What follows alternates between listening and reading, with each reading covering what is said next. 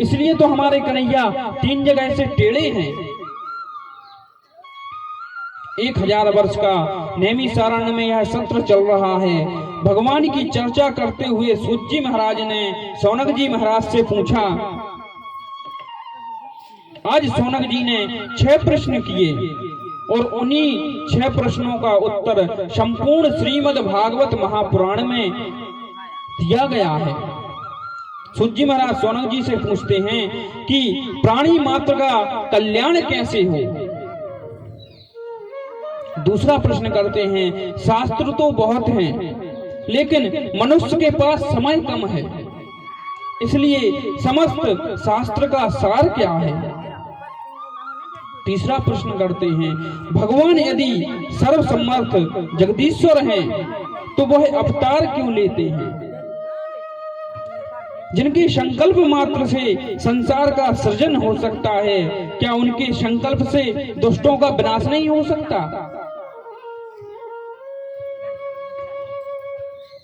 और उन्होंने अगर अवतार लिए हैं तो भगवान के कुल कितने अवतार हैं और कहां कहां किस रूप में भगवान ने अवतार लिया है। अब 5वां प्रश्न करते हैं, मानव जीवन का परम लक्ष्य क्या है। और 6वां और अंतिम प्रश्न करते हैं, जब भगवान धर्म की स्थापना कर के लिए आते हैं और भगवान जब अपनी लीला संवरण करके इस धराधाम को जाते हैं तो धर्म किसकी शरण में जाता है। धर्म कम शरणम गता। जब इन 6 प्रश्नों को सुनकर सूत जी महाराज प्रसन्न हो गए और बोले, महात्माओं, इन्हीं 2 श्लोकों में ठाकुर जी सुखदेव जी महाराज की स्तुति की है, गुरुदेव भगवान की वंदना की है। सुखदेव जी महाराज तो सहज और सरल स्वाभाविक है। देखिए महाराज, जब सुखदेव जी महाराज का जन्म हुआ, जब सत्यवती माता के गर्भ में थे तो उन्होंने 12 वर्ष तक जन्म ही नहीं लिया। जैसे ही महाराज वेदव्यास जी ने कहा कि पुत्र, मां को कष्ट हो रहा है, अब तो तुम इस संसार में आ जाओ, तब सुखदेव जी महाराज ने कहा कि नहीं पिताजी, अगर मैं बाहर आया तो यह माया मुझे परेशान करने लगेगी, मुझे माया में लिप्त होना पड़ेगा। अगर आप नारायण भगवान से जाकर कहें कि मुझे ये आपकी माया परेशान ना करे तो मैं इस संसार में आ सकता हूँ। तब व्यास जी महाराज ने, नारद जी महाराज ने और हरि के पास गए और श्री हरि ने आकर सुखदेव महाराज को वचन दिया कि बेटा सुखदेव, तुम इस संसार में आ जाओ, तुम्हें यह माया परेशान नहीं करेगी।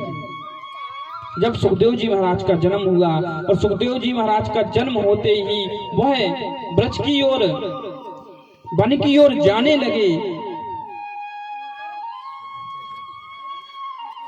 देखिए महाराज, यही स्थिति सभी जीवों की है कि जहां मां के गर्भ से बाहर आया और माया ने उसे लपेट लिया और सारा ज्ञान भूल जाता है। कोई भी जीव हो, जब वह मां के गर्भ में आता है तो 8वें महीने तक उसे सब कुछ याद रहता है कि वह कैसा है, कैसा उसका पिछला जन्म था। और जैसे ही महाराज 9वां महीना और उसका जन्म होता है, वह सब कुछ भूल जाता है, सारा ज्ञान भूल जाता है। जैसे निर्मल की धारा, निर्मल जल की धारा आकाश से तो स्वच्छ ही गिरती है और पृथ्वी में आकर मैली हो जाती है, इसी तरह जीव परमात्मा के यहाँ से तो शुद्ध विशुद्ध ही आता है, लेकिन जैसे ही यहाँ पर आता है वह माया उसे लपेट लेती है। भूमि परावा डावर पानी, जिम जी वह माया लपटानी। माया उसे मलिन कर देती है। इसलिए सुखदेव जी महाराज गर्भ से बाहर आए तो परमात्मा से आशीर्वाद ले लिया कि हे परमात्मा, मुझे यह माया परेशान ना करे। और परमात्मा ने जब तक प्रभु ने आशीर्वाद नहीं दिया तब तक सुखदेव जी 12 वर्ष तक नहीं आए। इसलिए कहा गया है, माया को सब कोई भजे, माधव भजे ना कोई, जो कदापि माधव भजे ये माया चेली होए। अरे महाराज, जो माधव का दास बन गया तो माया तो उसकी दासी बन जाएगी। माया उसका कुछ नहीं बिगाड़ सकती। माया, देखिए महाराज, माया में जो नाच रहे हैं वह है जीव आत्मा, और जो माया के बीच रहकर उनसे अलग हैं वह है महात्मा, और जो माया को अपने इशारों पे नचा रहा है वह है परमात्मा। इस तरह से महाराज सुखदेव जी महाराज का जन्म हो गया। जन्म लेते ही वो ब्रज के वन में चले गए और आगे शौनक जी महाराज कहते हैं, नारायणम नमस्कृत्यम नरम चैव नरोत्तमम देवीं सरस्वतीं व्यासं ततो जय मुदीरयेत्। शौनक जी महाराज नारायण भगवान को नमस्कार किया है और सरस्वती माता व्यास जी को नमस्कार किया है। शौनक जी महाराज कहते, मुनिया साधु पृष्ठो हम भगवती लोक मंगलम। अरे ऋषियों, जो तुमने प्रश्न किया है जो वह अपने लिए नहीं, यह लोक मंगल के लिए किया है। ऋषियों, तुमने यह बड़े सुंदर प्रश्न किए हैं। अब ध्यान से सुनो कि जीव मात्र का परम धर्म क्या है।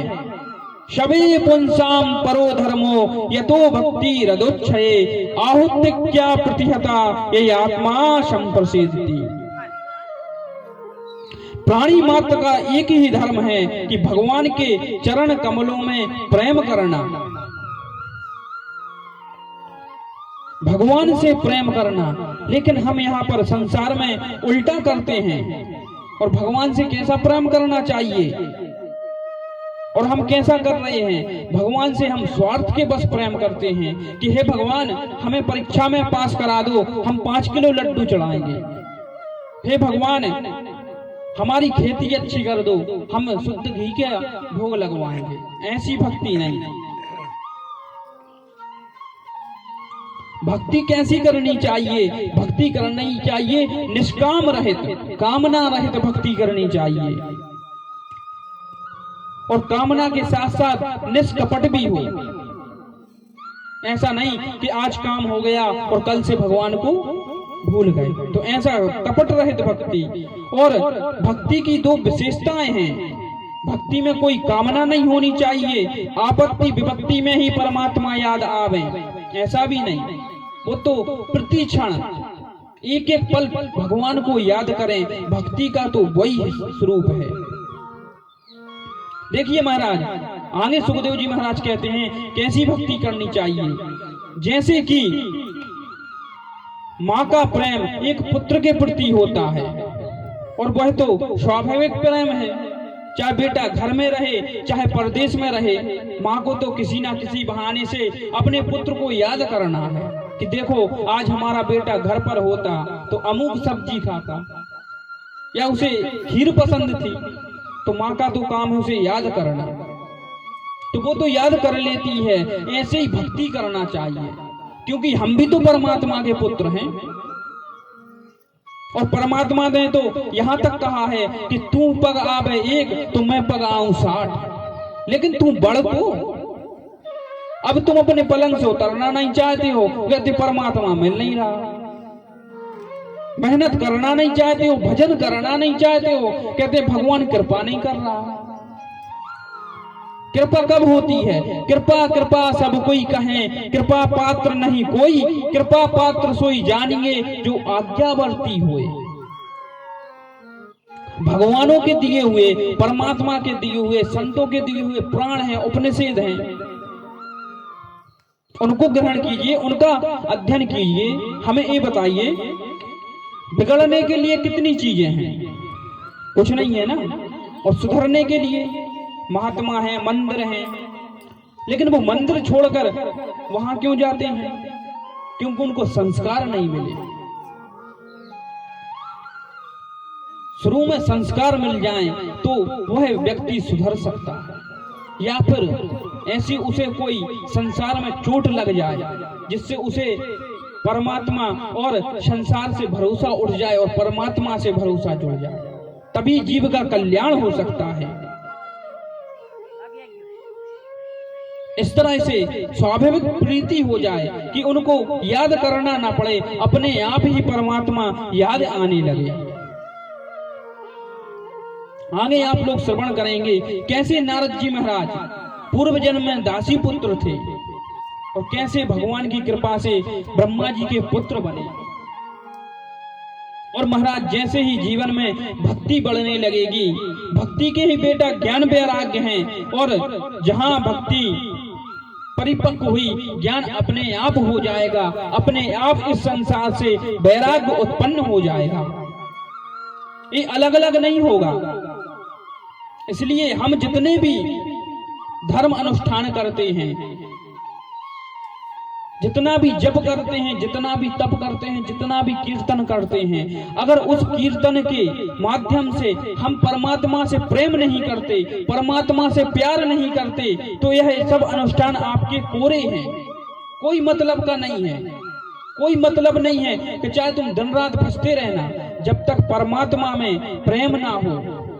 और प्रेम कैसे होगा? केवल वह भजन से। जिस दिन परमात्मा में लगाव हो गया, देखिए महाराज घर पे सभी के यहाँ भगवान है, तो उनको कैसी सेवा करनी चाहिए, इसका भी एक नियम है। उनको भी भूख लगती है, ऐसा नहीं कि एक आरे में रख दिया और 2 अगरबत्ती सुबह, 2 अगरबत्ती शाम और 4 चिरौंजी हम आपको रख देते हैं एक आले में, और 2 अगरबत्ती और 2 सुबह शाम लगाएंगे, 4 चिरौंजी देंगे। खुद खा रहे मालपुआ और उनको खवा रहे 4 चिरौंजी, तो कैसी कृपा करेंगे भगवान? ऐसी कृपा नहीं करते हैं। घर के एक सदस्य की तरह मान लो। कैसे मान लो? कोई पुत्र मान ले, कोई पिता मान ले। हम तो स्पष्ट कहते हैं राधा मेरी मात है, पिता मेरे घनश्याम, इन दोनों के चरणन में कोटि कोटि प्रणाम। अरे भाव तो बना लीजिए, आप उस घर की तस्वीर में ही परमात्मा के दर्शन ना होने लगे तो कहना। इसलिए कहा गया है महाराज, ये जितने भी धर्म अनुष्ठान कर रहे हैं उसका केवल एक ही है कि परमात्मा से प्रेम हो, और प्रेम होने के बाद क्या होगा? धर्म बढ़ने लगेगा। धर्म बढ़ेगा ना तो घर में धर्म बढ़ेगा, धर्म बढ़ेगा तो परमात्मा की कृपा से फिर धन भी तो बढ़ेगा। एक वो रामचरितमानस में सुंदरकांड में चौपाई है ना, जहां सुमति तहां संपत्ति नाना। अरे महाराज घर एक होगा तो संपत्ति भी आने लगेगी, संपत्ति आने लगेगी तो धर्म भी बढ़ने लगेगा। और जैसे ही महाराज धर्म बढ़ेगा तो प्राणी को मोक्ष पद नहीं मिल सकता क्या? अरे महाराज तुलसीदास जी, रैदास जी, कबीरदास जी, मीराबाई, उनको मोक्ष नहीं मिला? उनको भी तो कलयुग में मोक्ष ही मिला है, तो हमें क्यों नहीं मिलेगा? जहां पर, और मोक्ष क्या है? जहां पर जीव जाने के बाद कोई वर्ग का नहीं बचता है, वो परमात्मा के स्वरूप में विलीन हो जाता है, वह मोक्ष है। क्योंकि वहां पर, यहां पर तो हम स्त्री वर्ग में बैठे, पुरुष वर्ग में बैठे, ब्राह्मण, क्षत्रिय, वैश्य, शूद्र में बैठे, लेकिन मोक्ष पर जाने के बाद वहां कोई ना धर्म रहता है, ना कोई जात रहती है, वो तो परमात्मा के समकक्ष ही हो जाता है। कहने नहीं लगते वो तो परमहंस हो गए ना, तो वो परम पद को प्राप्त कर लिया। देखिए महाराज, बहुत कर्म कर लेना जीवन की सार्थकता नहीं है। देखिए ऐसे ही बहुत सी डिग्रियां प्राप्त कर ली आपने, एमए कर ली, बीए कर ली, सीए कर ली, बीए जितने भी हैं वो सब कर लिए। अगर आपने अपने माता पिता का आदर करना नहीं सीखा तो वो कोई मतलब की डिग्री नहीं, खाली कागज है। और अगर एक ढोर चराने वाला व्यक्ति अपने माता पिता की सेवा करता है तो वो आपसे ऊंचा है, वो आपसे बड़ा है। इसलिए इन डिग्रियों का कोई मान्यता नहीं है। क्योंकि महाराज बहुत कर्म कर लेने के बाद अगर जब तक तत्व ज्ञान नहीं हुआ, जन्म मरण का बंधन ऐसा ही चलता रहेगा। इसलिए जीवन का परम लक्ष्य है कि उस परमात्मा को जानना, उस परमात्मा को पहचानना, क्योंकि उस परम तत्व को जानने के बिना जन्म मरण की यात्रा समाप्त नहीं होगी। अब महाराज प्रश्न उठता है कि वह परम तत्व है क्या? बहुत देर से कह रहा ना, परम तत्व परमात्मा है क्या वो? अब तत्व की परिभाषा देते हुए सुखदेव जी महाराज कहते हैं, वदंती तत्तत् विदस्तत्वम यद ज्ञानम मदमयम ब्रह्मेति परमानेति भगवानेति शब्दता। देखिए महाराज, तत्व एक ही है, एक सत्र विप्र बहुधा वदंती, सत्य केवल एक ही है। अब तत्ववेता विविध नामों से जानते हैं, ज्ञानियों से पूछो तो वह कहेंगे वह ब्रह्म है, उसी तत्व को परमात्मा कहेंगे। योगियों से पूछो, और अगर तुम भक्त से पूछोगे तो वह कहेगा वो भगवान है। देखिए महाराज, ऐसे समझिए, बिजली तो एक ही है, बिजली का तार तो एक ही गया, आप उसमें बल्ब लगा दोगे तो वो बल्ब में रोशनी करने लगेगा, पंखा लगा दोगे तो पंखा चलने लगेगा, आप उसमें साउंड लगा दोगे तो साउंड चलने लगेगा। अब आप कहोगे बिजली अनेक है, अनेक है क्या? बिजली का तो एक ही है। अब बताओ आप, बिजली का स्वरूप बताओ, बिजली का स्वरूप है कैसे? कोई बता सकता है? नहीं बता सकता ना। तो बस वही परमात्मा है, वही परमात्मा है। कि अगर कोई कहे कि परमात्मा का स्वरूप कैसा है, परमात्मा का स्वभाव कैसा है, कोई नहीं बता सकता है।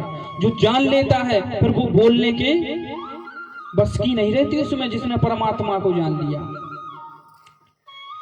और हम जैसे अगर बक रहे हैं, जान लिया तो अभी जाना नहीं है। अरे हमने जान लिया होता तो हम बोल ही नहीं पाते महाराज, जानना तो बहुत दूर की बात है। इसलिए पुराणों का अध्ययन करें और परमात्मा का जानने का प्रयत्न करें। और उसी तत्व को कोई निराकार कहता है, कोई साकार कहता है। आर्यों से पूछो तो वो कहेंगे उनका कोई स्वरूप ही नहीं है, निराकार है। हाँ महाराज, आपने निराकार में देखा, हमने तो वृंदावन में वहां पर निधिवन जी में साकार में देखा, तो हम तो भगवान ही मानेंगे। तो परमात्मा के अनेक रूप हैं। जब परमात्मा को जान लोगे और उस परम तत्व को ठीक से जान लिया, और उसके बाद क्या होगा? विद्यते हृदय ग्रंथि छिद्यन्ते सर्व संशय क्षीयन्ते चास कर्माणि दृष्टा एवात्मनीश्वरा। अरे महाराज, उस परम तत्व को जानने के बाद तुम्हारे हृदय की सारी ग्रंथियां खुल जाएंगी, जितनी भी बुद्धि में संशय हैं, भ्रम हैं, सब समाप्त हो जाएंगे। जितने कर्म बंध हैं अपने आप विमुक्त हो जाएंगे, उनको हटाना नहीं पड़ेगा, उनसे तुम्हें दूर जाना नहीं पड़ेगा, अपने आप छूटते जाएंगे। देखिए महाराज, परम तत्व को जानने के बाद जीवन का परम लक्ष्य है, और उस परम तत्व को केवल मानव जीवन ही जान सकता है, अन्य जीवों जीवन में नहीं जान सकते। अन्य योनियों में जितने शरीर मिले हैं वह केवल भोग के लिए बने हैं। आहार निद्रा मैथुन तथैव च, खाओ पियो सो और बस, अन्य योनि। लेकिन आजकल की मनुष्य भी तो यही करने लगा है।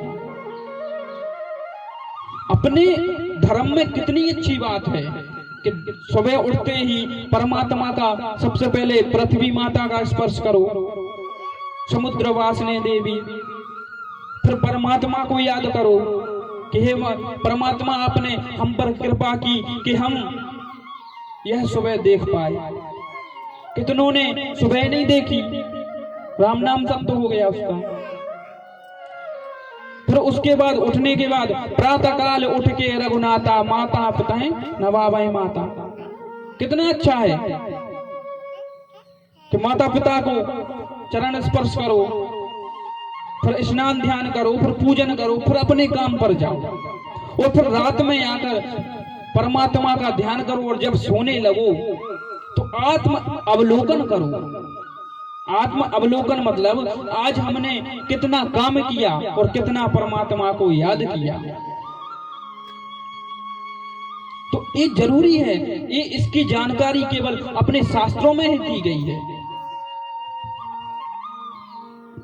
अपने शास्त्रों में ही ऐसी जानकारी दी गई है। और रामचरितमानस में बाबा तुलसीदास जी कहते हैं, बड़े भाग मानुष तन पावा, सुर दुर्लभ सब ग्रंथ ही गावा, साधन धाम मोक्ष करे दारा, पाए ना जाए पर लोक समारा।